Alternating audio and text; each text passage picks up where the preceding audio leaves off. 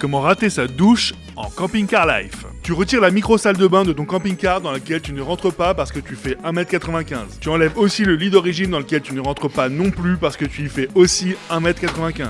À la place, tu mets un vrai lit avec un sommier dans lequel tu dors hyper bien mais qui est moyennement efficace pour prendre des douches. Ensuite, tu achètes une piscine pliante pour bébé. Tu mets ton corps d'énorme bébé dedans, tu fais chauffer de l'eau sur le gaz, tu trempes un chiffon dedans et tu te frottes avec. Oui, tu sais qu'un gant de toilette ce serait mieux, mais t'en as pas. Alors tu fais avec ton torchon dégueu. C'est l'occasion de le laver lui aussi. Tu te dis que l'eau chaude est le seuil de confort minimum sous lequel tu n'es pas prêt à descendre. Que tu veux bien réduire ton empreinte sur les écosystèmes en mangeant moins de viande, en achetant des produits locaux, mais pas en prenant des douches froides, faut pas déconner.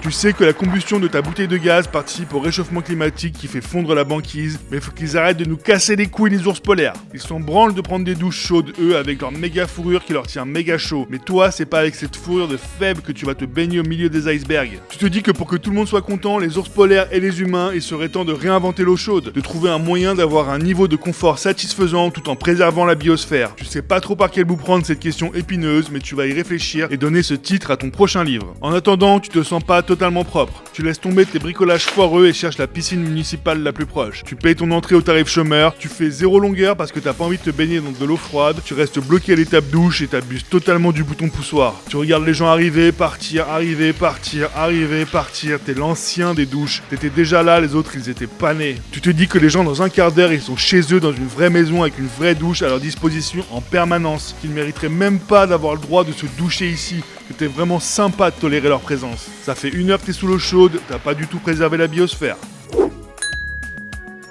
Et vous allez pouvoir bientôt retrouver toutes mes aventures et mes réflexions dans un livre qui s'appelle Réinventer l'eau chaude et qui sort le 1er mai. À bientôt!